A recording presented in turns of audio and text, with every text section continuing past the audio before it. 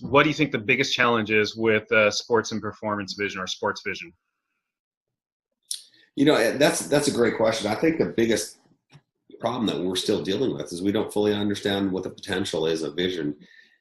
Historically, we're all taught as doctors that, vision is the eyeball, but we know now that you don't actually see anything with the eyeball. Vision in its entirety is in your brain. And that's something that there's never been there's no profession that links the neurology of the brain with the functional anatomy of the eye. And this is kind of some of the really stellar stuff that's happening now. We've never been able to validate this type of research because we didn't really know how the brain works. So you're asking a really abstract question in that we don't even know the right questions to ask as far as the result. Ultimately, what we're all looking for is to make our athletes perform better, be safer on the field.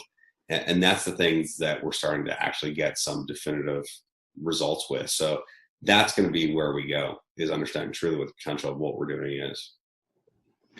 I think one of the other challenges in sport vision is just the standardization of the testing and training itself. I mean, it's not sort of the same thing as doing an ACL repair, where there's some standardization to the evaluation and the surgical intervention. I think there's a lot of exciting new technologies that have emerged. There's a lot of new exciting training technologies that have emerged.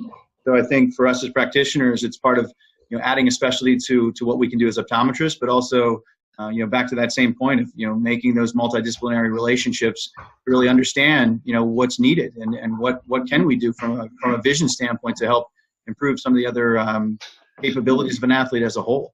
But, standardization is a tough thing. And I think that's something that, would do us well as a profession to really be a bit more standardized in how we test, what we test for, and, what the capabilities are that we can train. Derek's point. And for me, I think one of the other parts is education and awareness, right? So the not just for within our professions, within the interprofessional aspect, but within the public. And for me, I think everything you guys have touched on is exactly what we're trying to communicate within Sports Vision Pros. And so for me, the goal is that education.